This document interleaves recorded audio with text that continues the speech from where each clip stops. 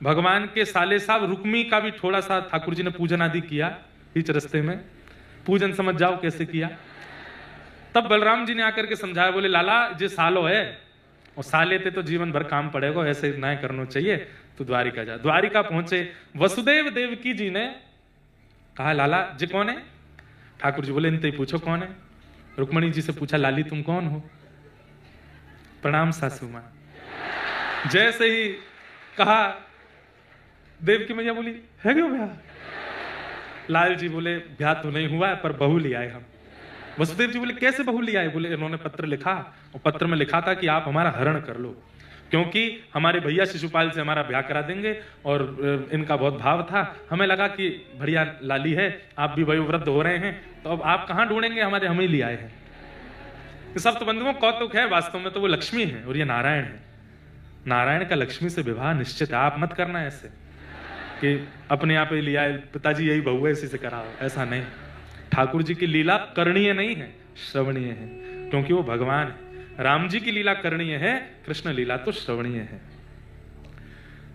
वसुदेव जी ने कही लाला ऐसे नहीं, ब्याह अच्छे से करेंगे, बिल्कुल अच्छे से हम लोग जाएंगे, बारात आदि लेके जाओ, इनको वापस इनके घर भिजवाओ और हम पत्र लिखते हैं भीष्मक राजा को कि आप तैयारी करो, हम लाला की बारात लेके आ रहे हैं। और पत्र लिखा, भीष्मक राजा राजी हो गए। भाई थोड़ा नाक मुंह मोड़ रहा था, लेकिन सबने समझाया, बोले अब होने दो, अब ब्याह हो जाने दो।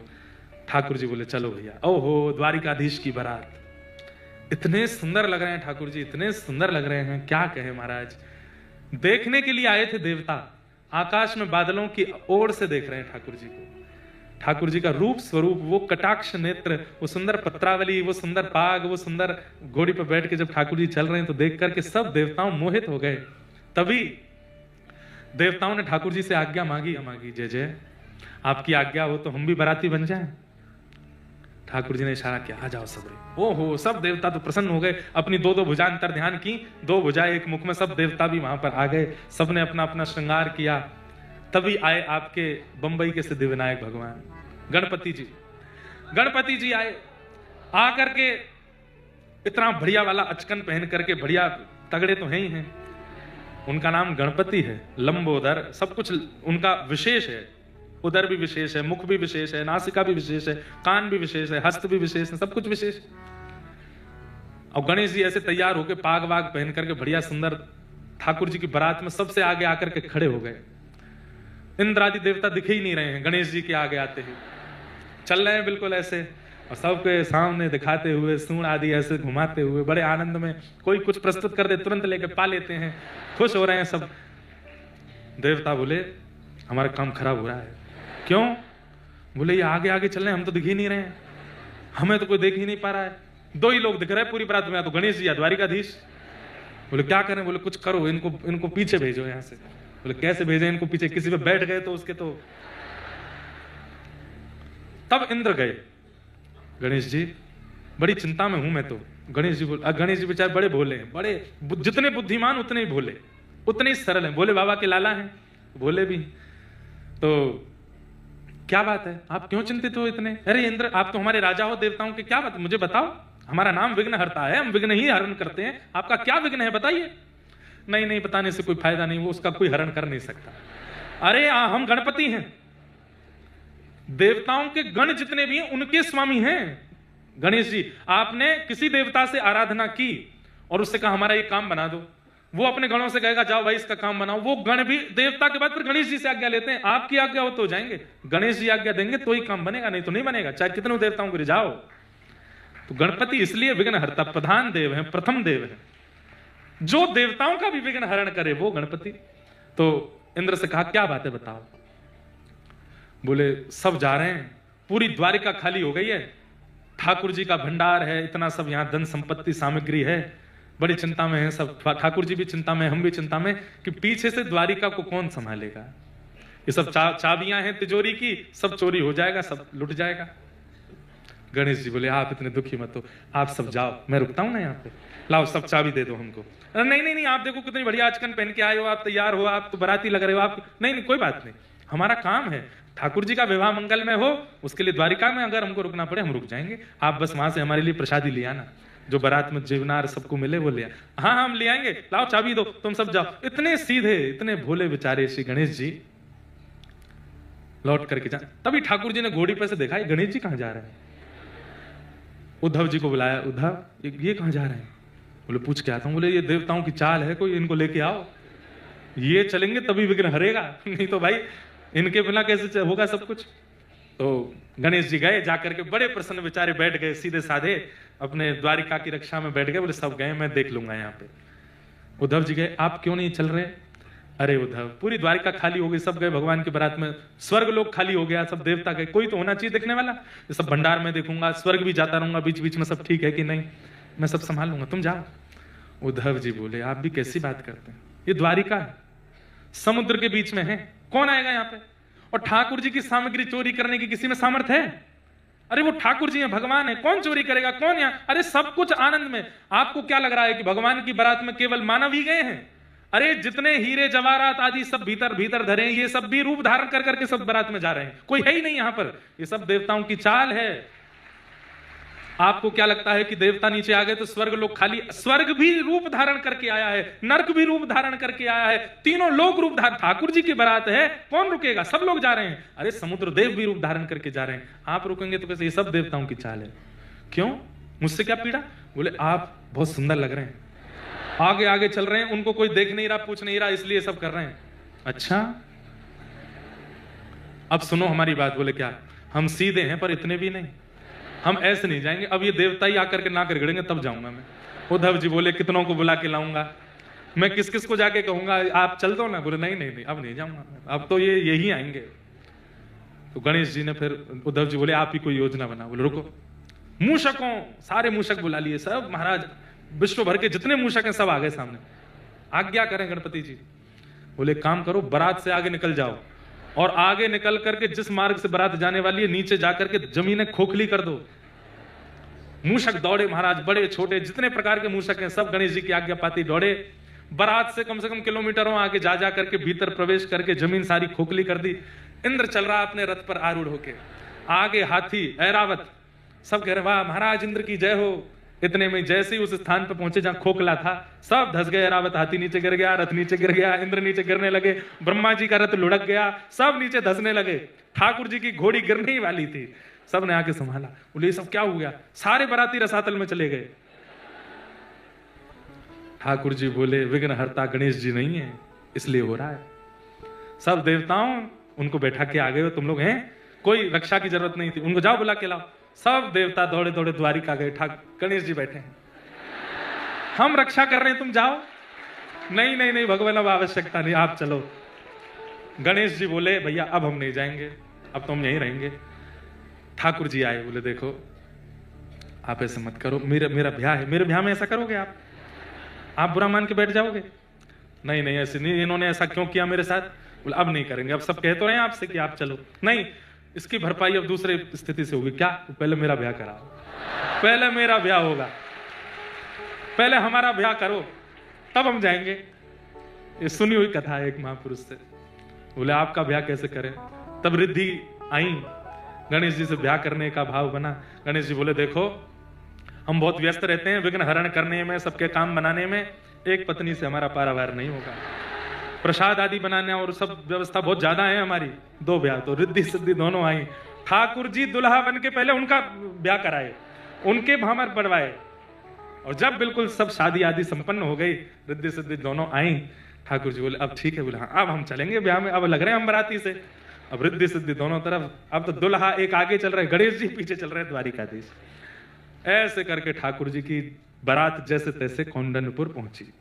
आहा, वहां जाकर के जैसे ही ठाकुर जी का रूप देखा, सब कुंदनपुर निवासी मोहित हो गए और रुक्मणी जी का विवाह मंगल हुआ। बोलो रुक्मणी रमण भगवान की।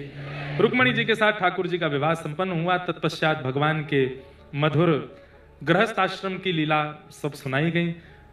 भगवान ने फिर 8 प्रमुख ब्याह किए।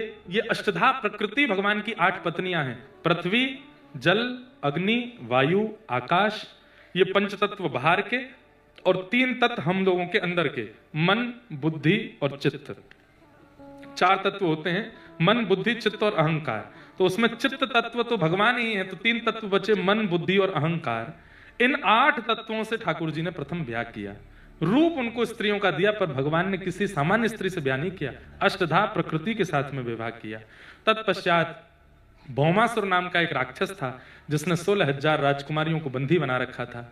16,100 राजकुमारियों को वहां से मुक्त करा करके ठाकुर जी ने कहा, आप सब अपने अपने घर को प्रस्थान करो। उन राजकुमारियों ने कहा, हमको पूरी दुनिया अब हीन दृष्टि से देखेगी, कौन स्वीकार करेगा हमको? माता पिता भी कुछ दिन स्वीकार करने के बाद ताने देने लगेंगे। किसी से ब्याह हो गया तो वो भी हमसे कुछ ना कुछ अनर्गल वार्तालाप करेगा, कभी ना कभी हमारे पूर्व के जीवन की कोई बात कह करके हमको अपमानित करेगा।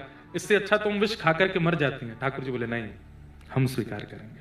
और 16,100 राजकुमारियों के साथ ठाकुर जी ने 16,100 रूप धारण करके एक एक मंडप में एक एक कन्या के साथ अलग अलग फेरे लिए ठाकुर जी ने। तो क्योंकि वो समर्थ हैं, वो एक साथ 16,108 रूप धारण कर सकते हैं, इसलिए वो भगवान है। कर्तुम कर्तुम अन्यथा कर्तुम समर्थ ईश्वर है, इसलिए उनका विवाह हुआ। तत्पश्चात भगवान की दिनचर्या, ग्रहचर्या का वर्णन किया गया। तत्पश्चात सुदामा जी का मधुर चरित्र सुनाया गया। भगवान के परम मित्र श्री सुदामा जी महाराज आज गए हैं ठाकुर जी का दर्शन करने के लिए। भगवान ने सुदामा जी को सब कुछ प्रदान किया। सब कथा आप लोगों ने खूब विस्तार से कई बार सुनी है, हम उसको ज्यादा विस्तारित नहीं करेंगे। भगवान ने अपने यदुवंशियों को समझाया कि मैं तुम्हारा पिता हूं, पितामह हूं, रिश्तेदार हूं। इस अभिमान में सत्संग मत छोड़ो, इस अभिमान में संतों का सम्मान और वैष्णवों की सेवा मत छोड़ो। क्योंकि मैं देख रहा हूं तुम यदुवंशी सब कोई सत्संग आदि नहीं कर पाते। क्यों? क्योंकि सबके अंदर यह भाव है कि भगवान तुम्हारे रिश्तेदार है, हमको क्या आवश्यकता है। अगर इनका अपमान करोगे तो मैं भगवान होके भी नहीं बचा पाऊंगा। सब लोगों ने सुनी बात। तभी शांब आदि ने कहा कि पिताजी ऐसी संतों की महिमा कहते हैं, कोई इसमें कुछ बड़ी बात नहीं।